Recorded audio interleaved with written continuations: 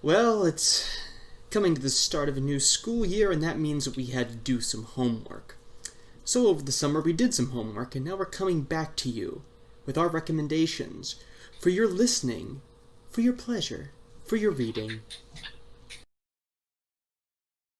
The printer won't work. As if the printer has a I choice. have a grudge against you. You're even including non-intelligences. Yeah, but you're still including intelligences, so I just say it's still a form of anthropomorphism.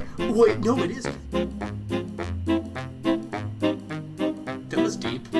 Yeah. So I think what we're getting here is...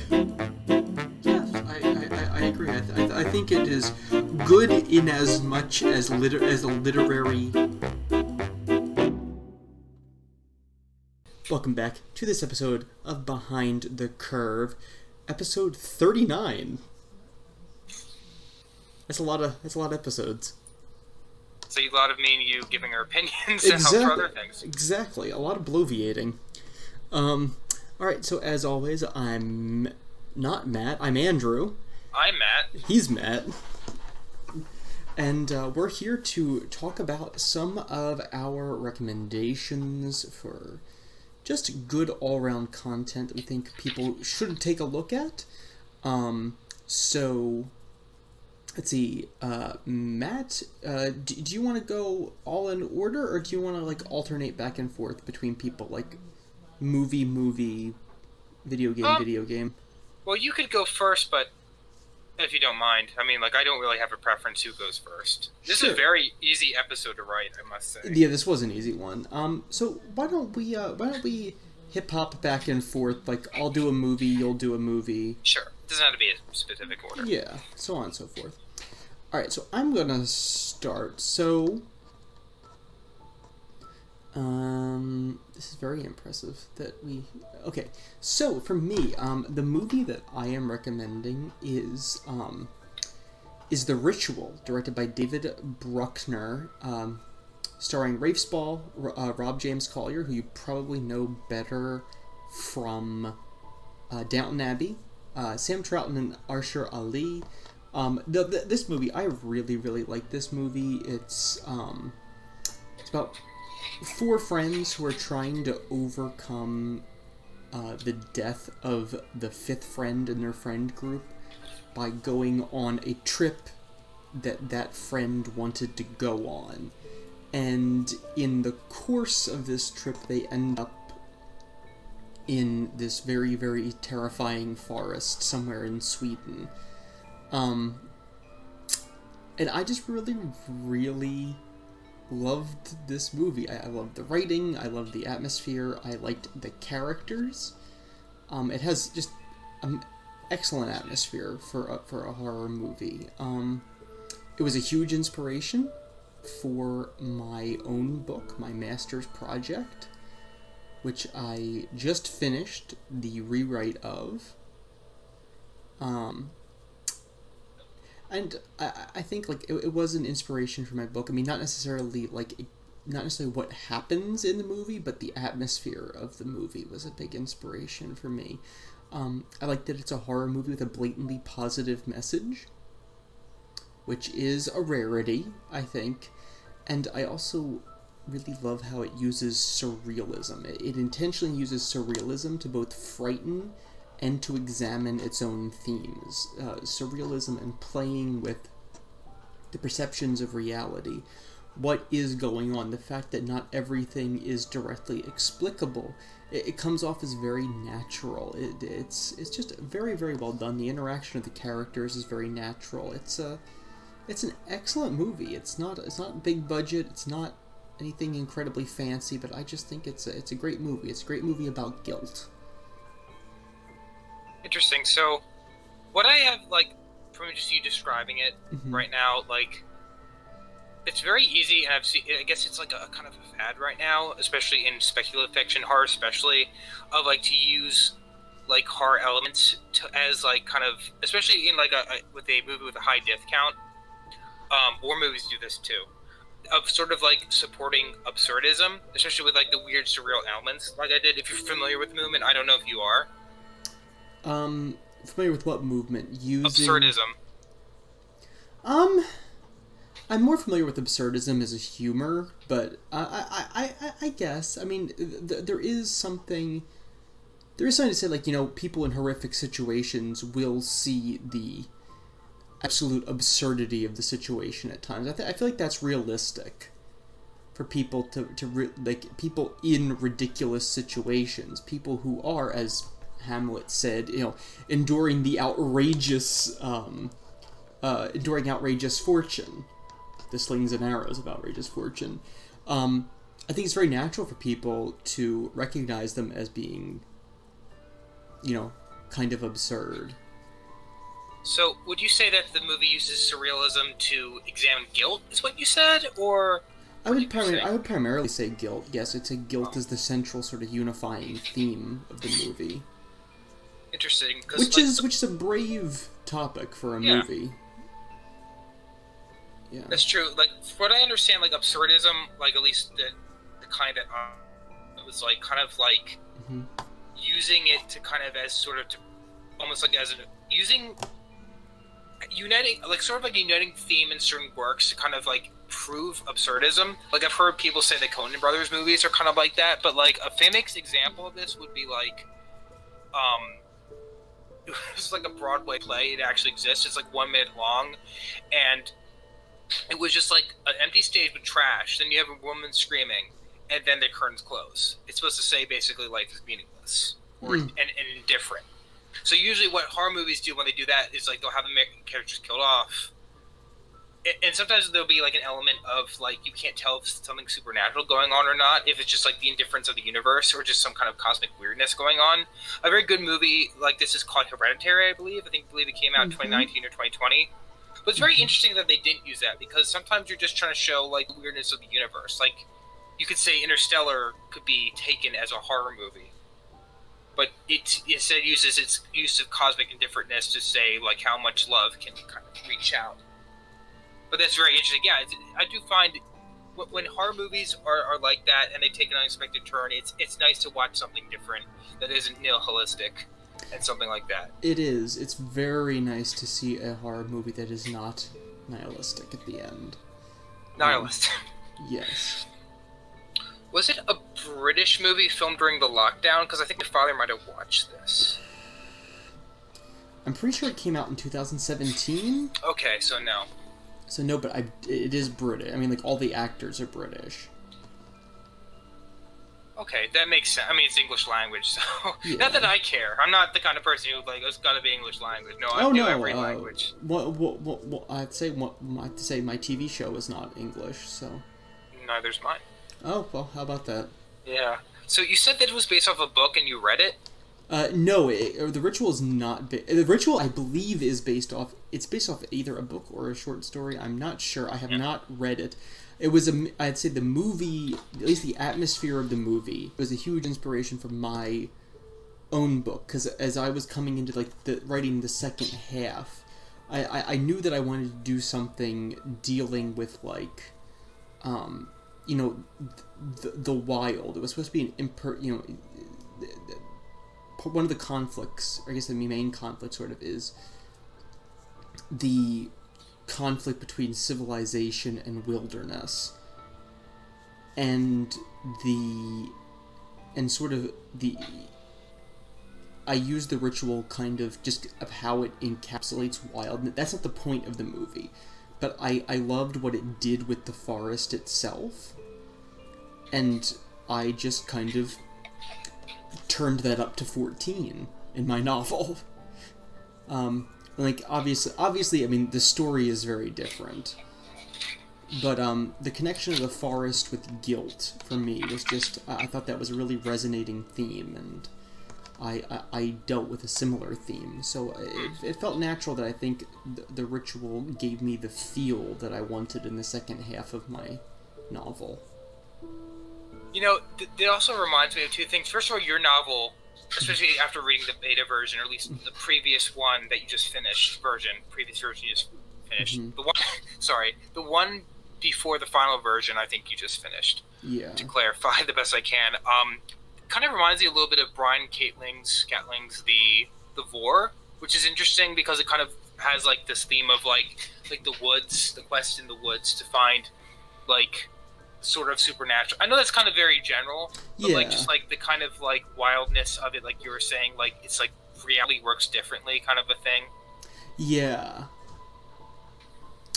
Yeah, that was I do enjoy that. I enjoy fantasy set. I think the fantasy setting can really live. I think fantasy settings can really live up to their truest potential when they're in a place where reality does in fact work different. That's true. I mean, I have yet to finish Brian Catling's The Vor, even though I wish I did. I tried to read the first 100 pages or something like that, but then like because of school I had to stop. Yeah. But the other thing that this movie reminds me of, other than what I just said, was a little known independent film called Midsommar, which I don't know too much about. Yeah, Midsommar. Yeah. I think there's both a Swedish setting with that movie too. Yeah, they are. They came out around the same time. It's Midsommar was directed by the same guy who directed Hereditary. Ari Aster. Swedish? I don't know where Ari Aster's from. Maybe. But, love Sweden. yeah, no, horror movies really liked Sweden for, like, 2 years. Sweden, scary place. I mean, if, like, you're in the Arctic part and you have, like, no clothes, then yes. Yeah, also, I think Red Dot was in Sweden, too. That was kind of a quirky horror-ish movie. I feel like that came out around the same time. I don't know. Anyway, people thought Sweden was People thought Sweden was really terrifying for a few years. Yeah, remind me not to go there. Yeah, well, we'll cancel that Swedish backpacking trip. Yeah. So my movie. Your movie. Yeah, Scott Pilgrim versus the World. I don't know if you've ever heard of it. I've heard of it. I've definitely heard of it. Okay, was it like your Arcadia? Oh no, I remember when it came out. I was old enough when it came out to remember when it came. I never saw it, but I mean I do know about it, and I know about what it's based off of. Yeah, so it's based off of Canadian comics by a guy hasn't done very much else. I don't know how close they are to the comics. They are like somewhat in terms of characters, personalities, and situations. It's a comedy. I actually do like comedy, believe it or not. Here and there, I am not just a genre person. I think I kind of need it. So the whole thing is about like it's kind of a really romantic comedy, weirdly enough, if you kind of look at it from that perspective. Yeah, sure. It's one of those weird movies you can kind of take at like 5 different genres. It's like, yeah, it works for this, like Brazil or something like that. But I guess all you really need to know is that this is a bit of a spoiler, that basically there's this kid named Scott Pilgrim, and he falls in love with a girl that he's only thought of in his dreams, interesting enough, just like Sam in Brazil, who he meets in the form of an Amazon delivery worker in the middle of Toronto where he lives. And in order to win her heart, he basically has to battle her 7 evil exes one by one in increasingly absurd Dragon Ball style CGI-filled battles.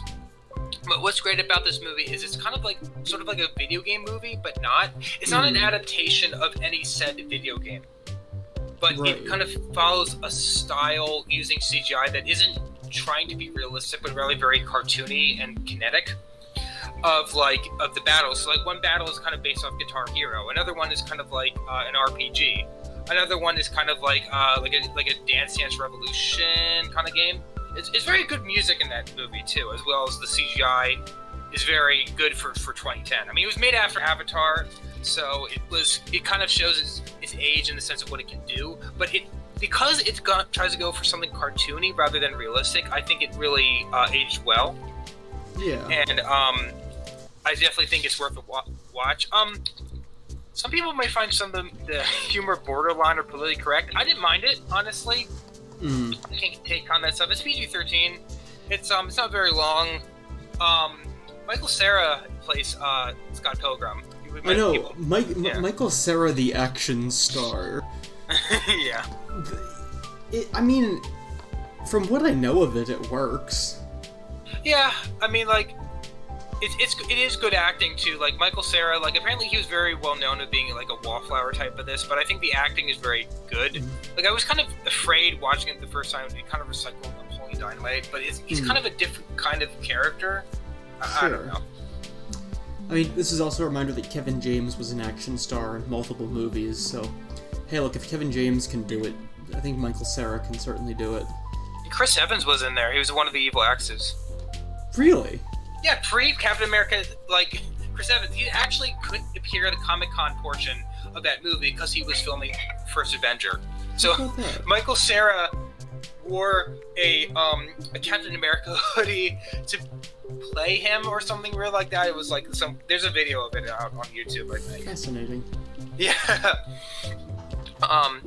In summary, I think the number one reason I like this movie is because it's like one of those rare movies that works as both a comedy and as a high-budgeted, special effects-heavy film, like Ghostbusters and The Princess Bride. Really, there aren't a lot of movies that do that, because either they sacrifice one or the other. But this is kind of back at a rare time. For whatever reason, they got this done, 2 years after the Great Recession, which I never understood, and they never made their money back.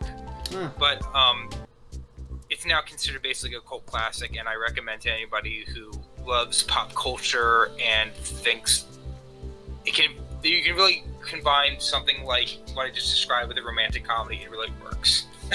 Interesting. Alright, so we can move on to my video game recommendation, which I'm going to keep short because I don't have a ton to say about mine.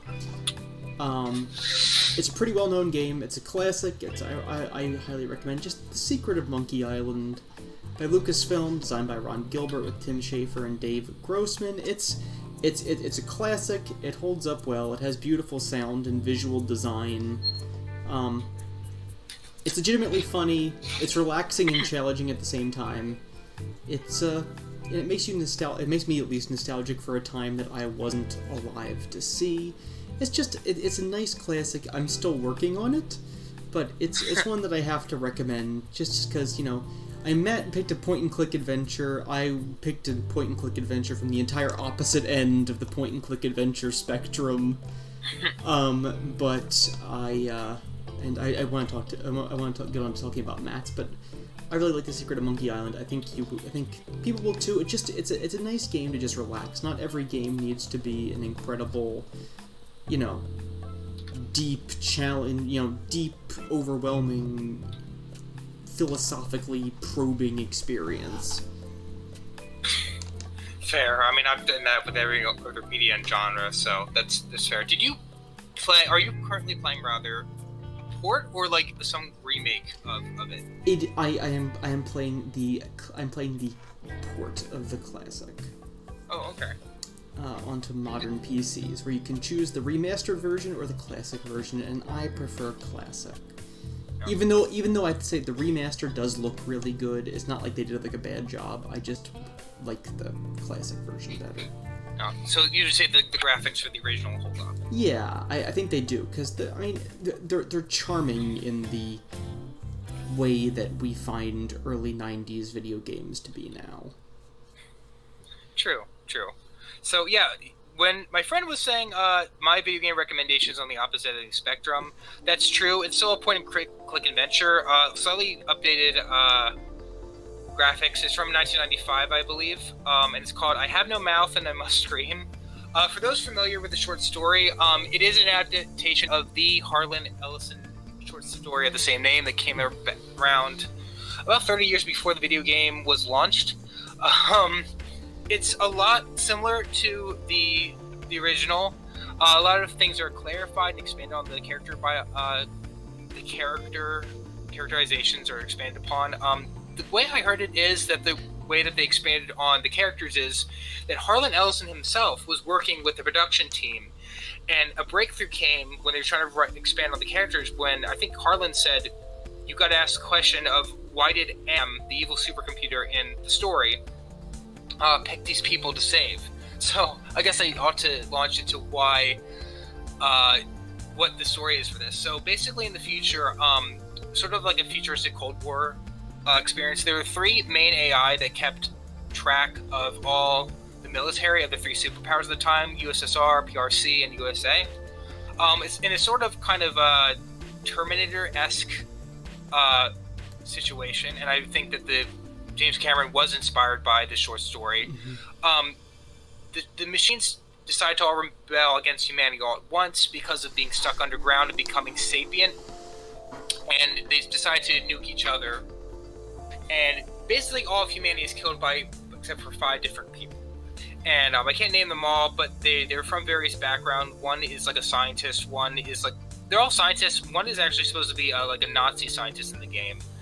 Interesting, like the one Ellen, who's the one female character, is actually given the birth town of Trenton, New Jersey. Interesting. In the game. Yeah, which is the only other time, other than the Judge Dredd remake, I've ever heard Trenton in a fictional thing before. So that's interesting. For those who don't know that. So I don't make this as a very light recommendation. Apparently it's less dark than the original short story, but it's pretty dark, and I don't make the recommendation very lightly. It basically would be more or less a borderline TM game. It's not really sexually explicit or anything, but it's just a dark game that I wouldn't recommend to anyone other than like a mature audience.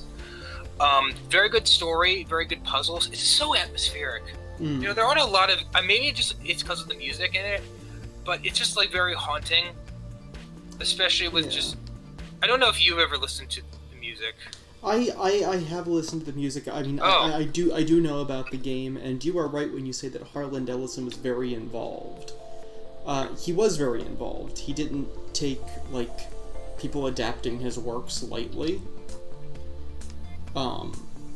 And he really did like to be involved when people adapted works. Did you know that he's also the voice of Am? Yeah, I know that. Yeah, Okay, I read that on Wikipedia. Yeah, because apparently he hated the original actor so much that he just... Also, fun fact, Harland Ellison was the first choice to write the script for Disney's movie The Black Hole. The Black Cauldron? No, the Black Hole. It was Disney's live-action sci-fi movie from the 70s. Yeah. Yeah, no. I know the story, but you can... Oh, you know the story? Okay, so it's like... Yeah, no, he was the first choice to write the script for, The Black Hole, but he got fired on the first day for making sexually explicit jokes about Mickey and Minnie Mouse. It probably would have been a good movie if it weren't a Disney movie, like if it was maybe like, I don't know, like it was Warner Brothers or 20th Century or something. They also started filming without an ending to the script. Oh. Yeah. That'll do it. Yeah, it's a good puzzle game. The only thing I don't really like is that it's kind of like Am is sort of like in one storyline, kind of painted as sort of like a stand-in for the God of the Old Testament, and there's sort of like a Christ figure. I don't want to really spoil it. Who's like kind of fighting him. They came off as very like Gnostic, Satanist, New Age. Like, you know, God is evil, Satan is good, and Satan's kind of different, and Jesus is kind of a separate being than the Old Testament God, kind of like Yalda by oath. Gnosticism stuff. I don't know if that was intentional. I mean, you know, Am is also could be like I am that I am. You know, it also supposedly means I think therefore I am. It's also a play off of that. It just stands for Allied Master Computer, though. Yeah, Am. It's. I mean, I think that even at the most basic level, Am saying that you are is because the thing is, all Am needs to be is it just needs to be because it's the Allied Master Computer. It's everything, and it's the master of it. I mean... Yeah, and you get to know how messed up and, I guess you could say, like, far-reaching that is. Because I think it really... I want to read the original story to just see how much it improved on it, because I feel like it really did improve on the whole concept of it. It's a very dark recommendation, but I do think it's a wonderful game. It's incredibly ambitious, and I'm not sure it's something you would get away with making today. No, they had to censor the use of Nazi imagery in the one storyline, but I don't think that would have made it any better. I mean, it's not like it. it's not like you don't know what it's talking about. Yeah, it doesn't. It's content-wise, it's the same. It's just imagery-wise. I don't really understand why they had to do that. Well, I think to get a French and British release, they had to change it. Then they made for the patch of Steam, they made it universal. I think so, it's whatever. I'm pretty sure. I don't care. I'm pretty sure it's to sell stuff in Germany. Probably or the that. European Union. Which would make Yeah. sense.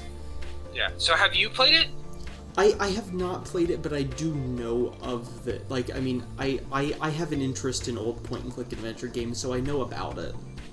But the funny thing is, with the whole thing, maybe it's just the fact that he did oversee it, but like, and he was such a good writer. But like, I have yet to have a point-and-click adventure to top it. At least in terms of like a serious work, not like Monkey Island, but like Sanatorium. It goes Sanatorium, which I found out through Wikipedia surfing. I know about Sanatorium. Yeah. That was the closest, but nothing else really truly came close. Yeah, I feel like I Have No Mouth and I Must Scream has aged better than Sanatorium. Yes. But it's because it wasn't trying to use CGI models. Yeah. Sanatorium was ambitious in its own way. Definitely ambitious in its own way. I believe it's your turn. I believe it is my turn. Okay, so I'm moving on to TV show, and this is a Netflix series. And this is, in my opinion, this is like Netflix series at their best, where they give a bunch of creative people money and say, "Go off and make something." But this is it's Kingdom, written by Kim Yeon-hee, who also wrote the novels that the series is based off of. Wow. So, as a writer, that makes me happy. But I have to say, like, this series accomplished what I have not seen any Western horror series, let alone just zombie series, ever do. It has excellent acting, which is really, really good. I mean, I enjoyed the acting. The characters do a good job. Good characters who all have distinct personalities, motivations, and are sympathetic. Like, this is so important, especially, I think, in horror, to have sympathetic characters. Because let's be honest, horror is a genre in which we have a ton of either cartoonishly evil people, stereotypes, or meatbags. Like, that's the majority of characters. Really, that's not really so much horror as it is like exploitation films, like the kind you find in the 70s. That's true. You're right. I do think that that's a leftover of exploitation movies.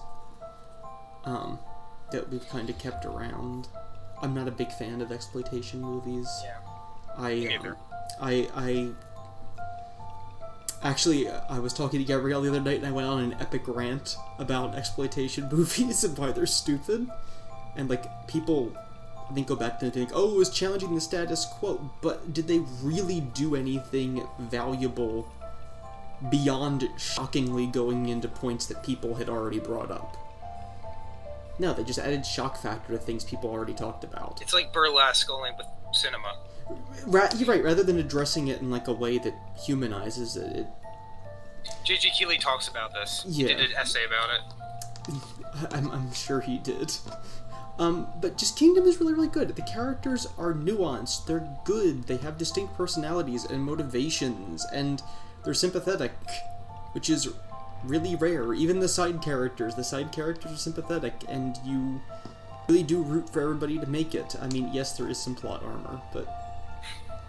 When is there not? When is there not? I mean... For anything. I mean, like, people always... I feel like, I mean, I understand when, like, a character survives, like, a ridiculous situation, just like me being lucky. But, like, I mean, the hero has to get through, otherwise there's not a story. Yeah. Sometimes you can get away with it if survival or fate is a main plot line. The only two places I've seen that are very good, one is called The Big Red One, which is a war film from the early 80s. Mm-hmm. And The Anime Monster, this is pulled off as well. And somewhat to an extent, even if it doesn't do it very well, The Wheel of Time, just because the supernatural nature of the main characters. But it is an interesting concept I've never seen before. But and also the fact that you're dealing with reincarnation in that story, and if the character ultimately dies, it just, a couple years of respawn. Yeah. So, I mean, I also actually found it legitimately scary. It made zombies scary. Whatever they paid their stunt performers, it wasn't enough. They actually made zombies scary. Well, I mean, like, in South Korea, everyone has to do the army, just like in Israel. So, like, they probably had military training. Actually, you know, that would kind of make... Because the zombies are incredibly physical. Which is really... So, but it also... It manages to be scary, but it's not nihilistic. Again. It is not nihilistic. It's not incredibly bleak. It's, I mean, it's not like, you know, an outrageously happy ending or a hopeful ending, you know, but it's like, you know, it's a very satisfying ending. It feels like a very balanced ending. Or at least so far. There's going to be a third season, but the ending of the second season, which is like the ending of the main arc, very satisfying conclusion to that arc, at least, and finally, it manages to be, it breaks the rules of Western zombie movies, which I usually hate. I usually really don't like Western zombie movies at all. But it does its own thing, and it's like, even like when it deals with like the constant sort of like zombie movie trope, which is like, oh, mankind is the real monster. Like even when it deals with that, it does it in a way that doesn't feel like it's beating you over the head. It's not George Romero. I mean, you know, God bless him, George Romero, good filmmaker, but boy, he would beat you over the head with a point. He's more allegorical than metaphorical. I don't know what this is. Maybe more metaphor than allegory. Kingdom. I mean, it's set in an actual, like, it's set in like an actual historical time period in which... Is it like medieval Korea? I believe it's post-medieval Korea. It's after the war with Japan. So there are guns, and there are guns in the movie. Okay. Well, maybe it's. I know at a certain point, Korea was an empire in the late 19th century, and then eventually they became Manchukuo, I think around the 30s. So maybe around there before the 30s. I don't know. It's still pretty well within like the imperial period. I mean, it's well done. It's during a time that there actually was a famine in Korea, so a lot of the stuff makes sense. Like the fact that there's a famine and a zombie plague at the same time. I mean, there's disease because there's so many dead people. Exactly. And spreading. Yeah, that's logical. Yeah, that really kind of like turns it up to 11. So I enjoyed it, and I want to watch this. Yeah, you should. It's only 12 episodes, I think. Yeah. It's funny. I think you'd like this movie too, but I have no idea where to find it because it's a Japanese movie, not a lot of wide release. And it's kind of funny. I think kind of proves that like non-Western, a lot of non-Western media is like really expanding this genre very well. Is the Japanese movie One Cut of the Dead, which I think I mentioned to you. I've heard of it. I don't know where it's available. Me neither. I don't want to spoil it, just it has to do with zombies and filmmaking, but I heard it's extremely... First of all, it's a very not kinetic movie, just very fast-paced, like constantly moving film, and I think it has a lot of long takes in it. So I really want to check that thing out. No, sooner or later, but it's like, it just kind of reminded me of that, like the innovativeness and it being like a non-Western film. Mm-hmm. Sure. Gotcha, check that out. So are you done with yours? Yep, that's all I had to say. Yep. My recommendation is Ghost in the Shell standalone complex. As of recently, I only got all the DVDs and Blu-rays to watch it all. So there's that. And shout out to Quakertown Farmers Market Video Bonanza for helping me out with that. I did support them quite a bit. One-stop shopping for all your rare DVDs and whatever else you need to get at the market. You know. But I recommend it. It's kind of about it's set in 2030, or at least what that was for 2002. Sure. I didn't know about this film forever this TV show forever because like I thought it was like kind of an adaptation of the Ghost in the Shell manga from 1989 by what's his face? I can't find it right now on my notes. But basically, it is an adaptation of the manga, like the 1995 film. It's nowhere near the same level of quality of animation, but it's a totally different story, really, and it follows basically some post World War IV. Even though it's not really explained upon what that exactly is, androids who have had their brains replaced with cybernetic brains, and in this universe, you can basically shunt someone's consciousness into a computer with enough technology, and give them also android bodies, which are virtually invincible. And it follows the exploits of these ex-military androids, which are part of a Japanese intelligence agency called Section 9, and basically they cover all sorts of cybercrime, real-life crime, all over a fictional prefecture, which I think is called Nahama, and it follows the main character and second in command of that series, whose name is Major Kutsunagi, as she kind of battles the forces of evil within Tokyo in a very different-looking world. I found this series very interesting because it's one of those very few films that combines action with ideas. There's very few series in the world like that. The Max on NTV comes to mind. Ian Flux on the AMT comes to mind.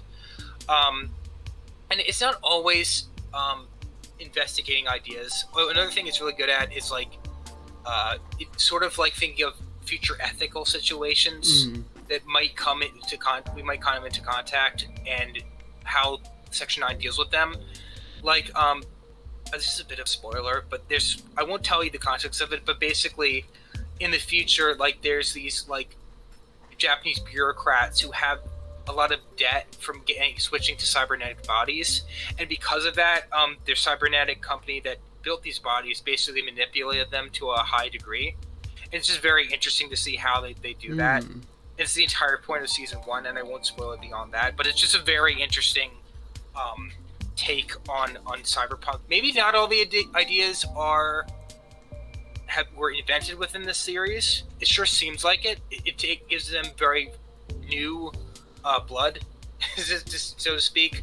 And I think this might be the most mainstream appearance of such ideas. And it's kind of funny because I think more people should know about this, because I think this show was inspired by The Matrix doing well 3 years ago. And the funny thing was, The Matrix was actually inspired by the original 1995 version of this, which is very ironic. And my last thought on this is actually this whole series strongly, to spoil a kind of an upcoming project of mine that I've sort of talked a little bit about the internet. This series strongly inspired an upcoming comic I have working on called Just Animals. Its whole premise, which is more biopunk than cyberpunk, and the character of Major Kutsunagi was a major inspiration, along with Bateau, of the one recurring character of Talia Rubino, aka Devil Dog, who is a human-animal wolf-girl hybrid who also fights crime in 2040 Philadelphia. So be on the lookout for that. Look out. Alright, so my novel's not a graphic novel. It's okay. But my novel is just, I this summer, I just had the pleasure of, after I finished working on my own fantasy work, as I had a chance to read The Buried Giant by Kazuo Ishiguro. Now, Kazuo Ishiguro is the same guy who wrote, it's a British author. He's the same guy who wrote The Remains of the Day and Never Let Me Go. He's kind of already like a certified literary genius. He won a Nobel for literature, I believe. But just, The Buried Giant is a little bit of a controversial work of his. I think it's great. Don't believe the reviews online, because the majority of ones that I saw were made by people who thought the book was bad because it was a downer. My question is, it was written by Kazuo Ishiguro. Did you read any of his other books? Were you what were you expecting? So, it's for what I gather, this is a good book to start with of his canon. I think that it actually might be... I think it does have the highest entry point. Oh. It has the highest entry point when compared... Like, The Remains of the Day is really easy to read into. Because it's more or less... It's just... Because it's set in the past of our own world. So I think it has a higher... So that one's a lot easier to get into, and I think Never Let Me Go is a little harder to get into because it's very intimate speculative fiction. I think that's the thing that both he and The Buried Giant have, and something that I've drawn a lot from Kazuo Ishiguro is that you can have big science fiction concepts. And you can have, all these crazy modern constructions, but that doesn't get rid of, the fact that, people are still going to have, houses and carpets and, everyday things. And that does get lost a lot in speculative fiction because how action-oriented American speculative fiction is. Yeah, and I just think that he just does a wonderful job of, making the fantastic both fantastical, but also capturing the living in the everyday of a fantastical world, which was a big inspiration to me. Never Let Me Go was a big inspiration for me writing my book, and so was and The Buried Giant is, I think, going to be another ongoing inspiration for me, just because of how intimate Ishiguro makes speculative fiction. But it's great. It takes place in just post-Arthurian England. It has amazing characters. I mean, how many fantasy novels can say they have, an 80-year-old dude as their main character and work? It works really great. The conversations are great. The theme is memory and repression. And this is why, this is not a spoiler at all, because you know this going in, but after the death of King Arthur, the land is filled by a dragon. There's a sleeping dragon that breathes a smoke of forgetfulness that has covered England, and that's the fantastical setup. Is that the only fantastical element? No, there are magical items and people and brownies. But it carries his usual themes of memory and repression, which are both big parts of his other, more notable parts of his canon. But it really is a fantasy book that dares to do something sensitive and beautiful with its fantasy elements, just like how Never Let Me Go used its science fiction to make something sensitive and beautiful, and I love that. I cannot get behind that enough. I think the speculative fiction needs more writing like this. But I also will say this is not an easy read. Is it long? It's not an exceptionally long book. It's just over 400 pages. Which is long for some, but which is not for me. Long for some, not for the genre. True. But since it deals with forgetfulness, and there is a literal smoke of forgetfulness filling the land, characters will change topics in the middle of conversation. Characters will ramble. Conversations will be rehashed later in the book. Some people complained about this. I understand why people complained about it, but it's also it's key to the central element of the story. So it absolutely makes sense in the world, but I can understand why some people would find it frustrating. I think it's beautiful, but I can understand why people might not think so. Interesting. I kind of like that kind of drive for the intimate speculative fiction, not for reasons necessarily that maybe you want, but for me, writing my new graphic novel about Just Animals, and maybe it's just my love to give a shout out to local places that I love that are culturally and historically important, but having, and I think Marvel did this too, basically. It was when it was brand new, they made it different from DC with Gotham and Metropolis, but to have some a setting set in such a specific place And I think this works especially good with graphic novels. That, like, yeah, like if you actually took a picture of somewhere, like, yeah, this is the actual name of that pizza place. This is the actual name of that street. That's actually what that street looks like. It very much grounds like a fantasy to a reality. It's just like, okay, it's just Philadelphia. Only it's like 20 years in the future, and there's human-animal hybrids. Other than that, it's just here. It's very grounding. Yeah.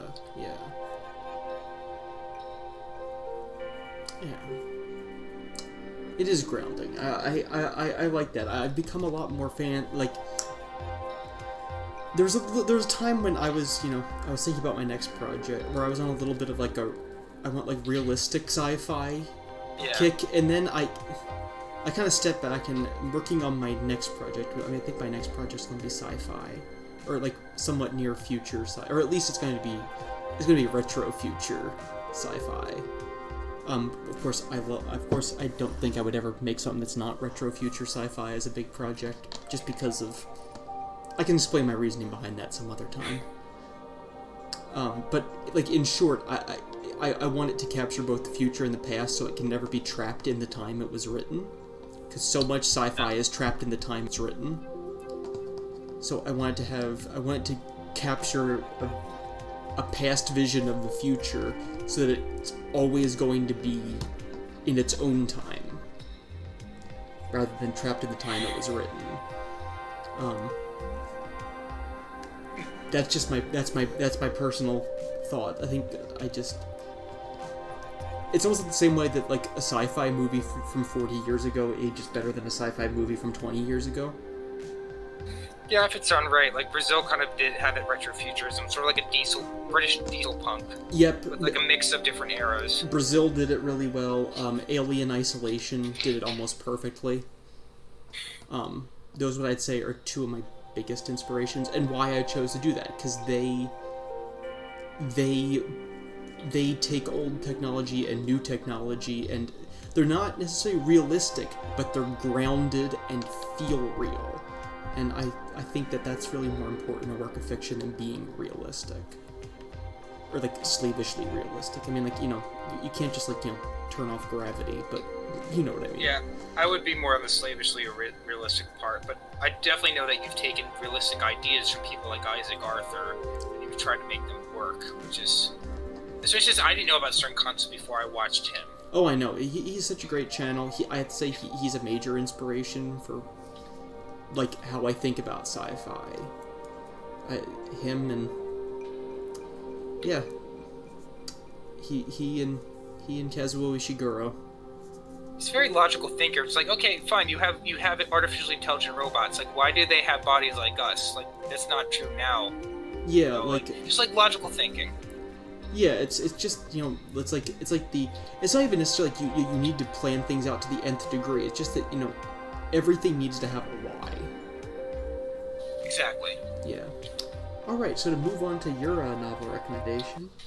Yeah, mine is actually a graphic novel recommendation, and it's Lone Wolf and Cub by Kazuo Aiki. I guess it's pronounced. I think it's Koike. Koike. I like that. So I actually found out this recommendation through J.G. Keeley's recommendations for his comics on his blog. It's one of the very few mangas he likes. He also likes Akira, apparently. The original one was was adapted into the 1988 film eventually. The funny thing is, a lot of people know about this series now because it was kind of inspired to a partial degree The Mandalorian on Disney Plus, believe it or not. Interesting. I mean, knowing what I know about Lone Wolf and Cub, that makes sense. Yeah.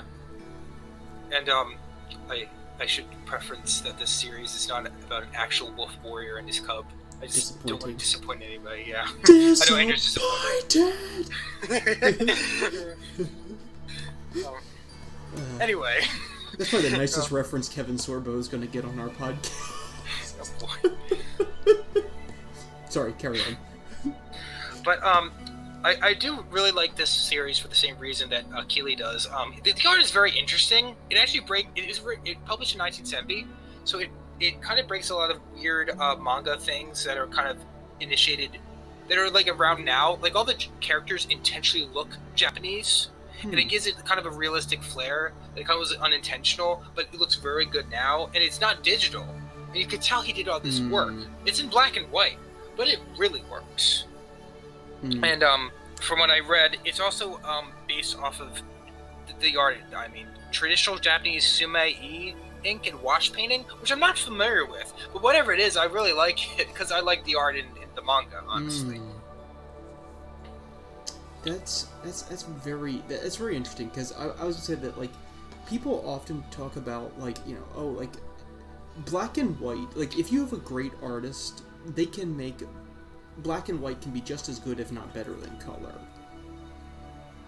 Yeah, I mean, from what I understand, like, the vast majority of manga are black and white. Yeah, I would say another artist who really, like, nails that, sort of uses black and white to their advantage would be Junji Ito. Uses black and white really well. Was he the guy who did the horror series about the swirl appearing everywhere? Uzumaki, yeah. Yep. Have you read that? I have not yet. Oh, is it in the library? I want to say it isn't, because I have definitely looked for Junji Ito in the library. Also, speaking of which, I went to the library like 2 days ago, and they moved everything around again. The Southampton one? Yeah. Oh, I'm not familiar with that one, but I don't like that. But I want to read the series because it's coming, because the Adult Swim project is coming out maybe next year. It's out on Netflix right now. Oh, it is? It's either out on Netflix or Amazon, I can't remember which. I'm gonna look that up. If it's not, I know it's coming out soon. Yeah. So, yeah, the reason, in conclusion, why I like this the most is that, just like the television show The Prisoner, the 1960s British TV show, which is also a fan of me and Keely's, is that, to quote Keely directly, yeah, it is, it's very good, that Lone Wolf and Cub has its own theme and tone. Each shows a complete arc of an idea, but like a poetic cycle, these stories are greater as a whole than they are alone. We return again and again to concepts, and each, a new layer is added, a new side of the story is explored. So that's going back to, like, origin storytelling. That's like going back into, like, the roots of fantasy is the poetic cycle, and that's fabulous. I love to see things that do that. See, it's interesting seeing, like, how much of a universal this is coming from a non-Western culture, and I think June would like that a lot. Oh yeah. True. The only thing I don't like about this series is that, like, the themes of feudal politics and Bushido honor get old after a while. It's kind of strictly necessary because of, like, what you're talking about. I mean, it's like a being bored of a Western talking about, like, the frontier or water rights. Like, it just comes with the territory. Okay, so, like, you know, or, like, you know, the honor of your, you know, the honor of your dojo in, like, a kung fu movie, or, what was the example I was going? Oh, like the chivalric code in Western fantasy. Yeah, it's genre necessity. It comes with the territory. It just does. And the other thing that kind of doesn't work is the fact that Ogami Ito is pretty OP, overpowered. Yeah. Just from what I read, like, not like the only thing that does keep it kind of better is that you kind of feel the fact that he does improve after a while, and that the art is very good, and he kind of has inventive ways of killing people, which does make it kind of graphic, but it does keep it kind of fresh. Yeah. So. I mean, that is the one issue with, like, heroic fantasy, is, like, the main character is going to be OP, but that also kind of goes back to plot armor. It also goes back to, like, the heroes of the poetic cycles. Yeah. They are larger than life. So that's. I will say this: it makes sense why he has survived for so long. It makes it very sensible, and there are a lot of close calls that are also very realistic. But it's another thing that kind of talks about the fate is on his side and stuff like that. I'd love to hear a better Jedi Geki, which is what this is considered, like a historical one. I have yet to hear one. I heard they're still kind of popular in Japan, talking about sort of ancient heroes and stuff like that. But this is very high. Yeah, no.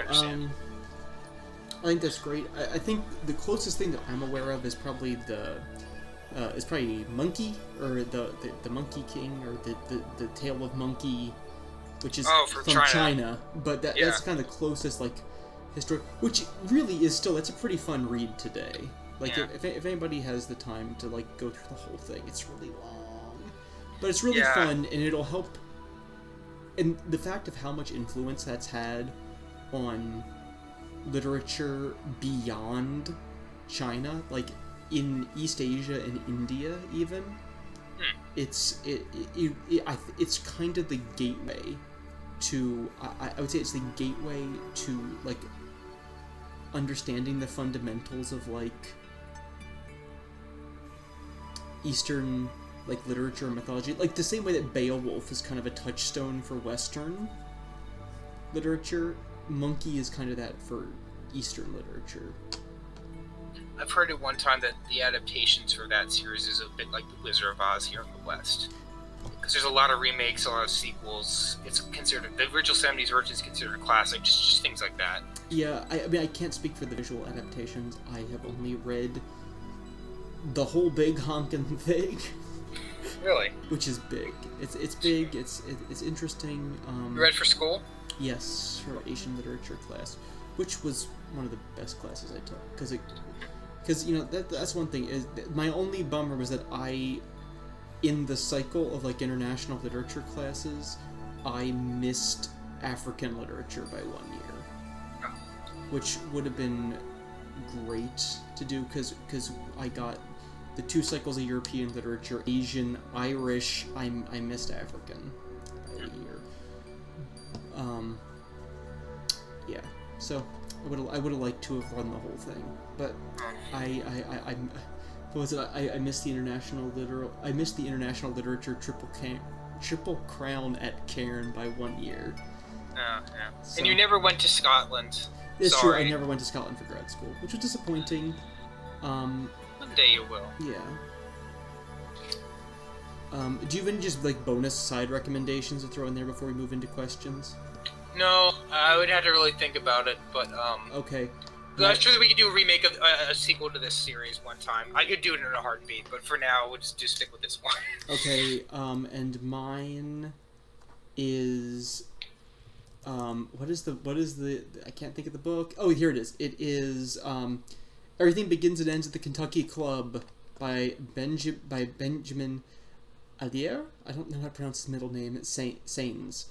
And it is published in 2012. It's a collection of short stories that all go back to the same place. It's almost like, it's just really good. Everybody should read that. It's like, I don't even know. It's like the love child of Flannery O'Connor and the Martian Chronicles. It's fantastic. I can't recommend that book enough. Questions. All right, questions. Why don't you go first, because I went first with the recommendations. Okay.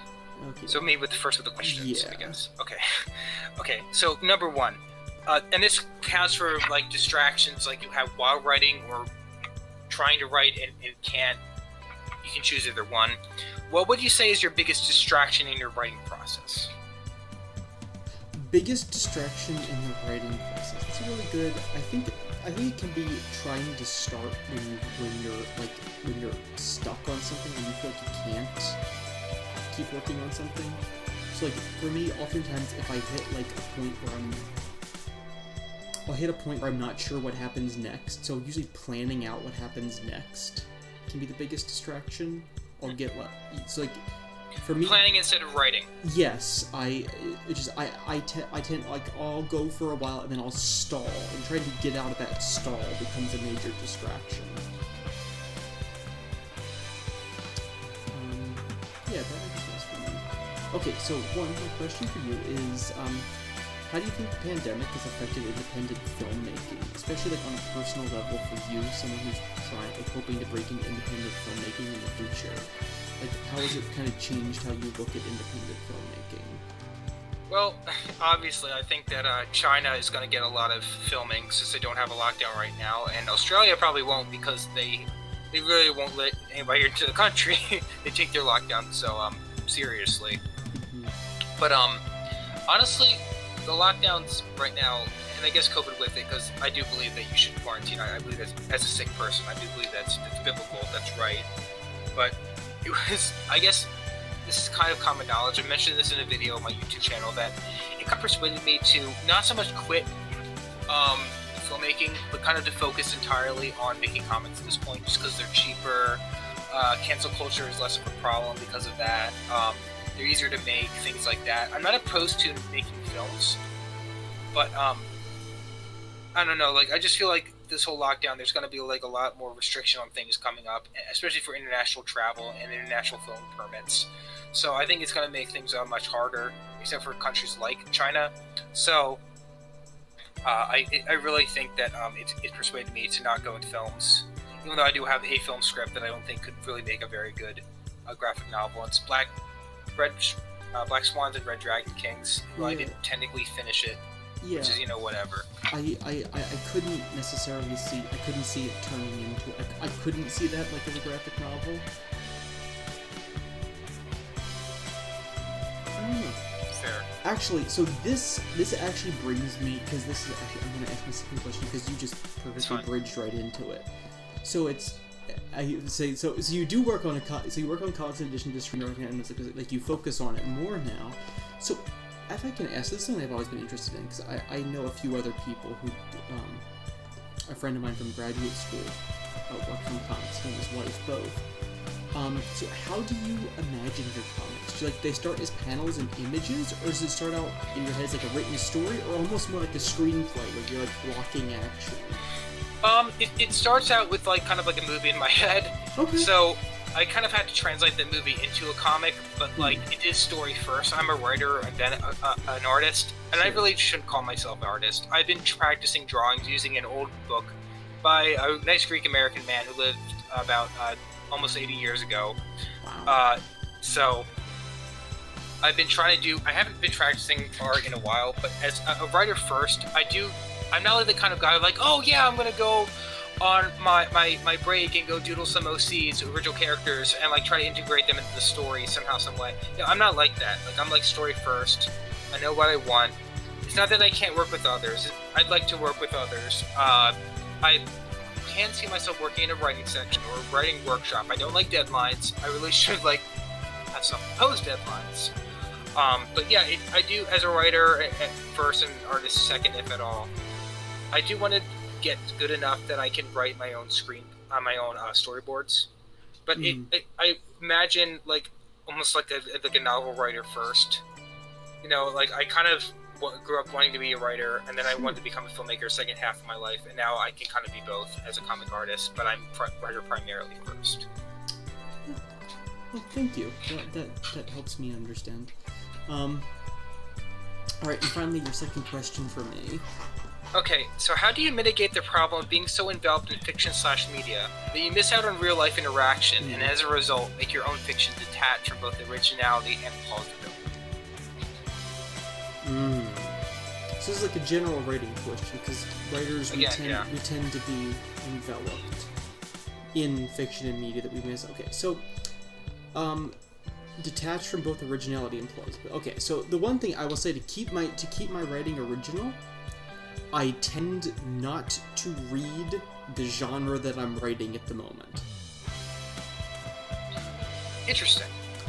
Interesting. Yeah, I make a very intentional choice, and I also intentionally try to have outside influences on, like, to commingle stuff. So like, while I was writing a fantasy book, I watched, I watched, a good bit of space movies. I watched, there's like horror movies and space movies. And obviously I think the horror part, bled over. But I think it was always going to. But now it's like, okay, I'm gearing up for science fiction, so now I'm like getting into the sub-element, which is like regionalism. So I'm reading like Cormac McCarthy and Flannery O'Connor, because I want to give my science fiction that intensely personal touch. That's how I keep it original. That's how I try to keep things original. Plausibility. Plausibility is the best thing you can do is have a group of people who will pre-read your fiction and tell you that yes, this makes sense why the characters do this. That's, to me, that's the only real fix. And then how do you deal with so missing on real life interaction? As writers, it's often hard. We tend to be a pretty introverted bunch. So hang out with other writers, and preferably have a job that requires empathy. Because writing is basically an exercise in empathy. Writing a realistic character, writing a plausible, grounded character is an exercise in empathizing with someone that you've never met, with someone that you made up. And if you can empathize with a real person, you can probably empathize with a fake person. Yeah, the only thing with that is that, like, if you don't interact with people, they end up being copies of you. Yes, every character, because they have an inner life, and you're the only inner life you really know, is going to be in some part you. But being both introspective, but learning to be empathetic with other people, that's what you do. As a writer, I find myself that I have to make a concerted effort to go out there and be with other people. It's not easy for me, but writers, let me put it this way. If you have a chance between going out with your friends and fiddling around with your new concept, I recommend go out with your friends and then let the idea hit you later. It usually happens to me. Yep. The more you interact with people, the more story ideas you're going to have, and the more nuanced they're going to be. Real stories need real people. Or at least people who make you think they're real. Alright, so that was my ramble about writing characters. Any more thoughts before we sign off? No. Alright. Well, this again has been Andrew and Matt from Behind the Curve. You guys out there, thank you for being patient. It's been a while. Hope you're all well. Staying safe, staying healthy, having a good start to the school year. It's finally starting to feel like autumn out there. Alright, have a good night, everybody.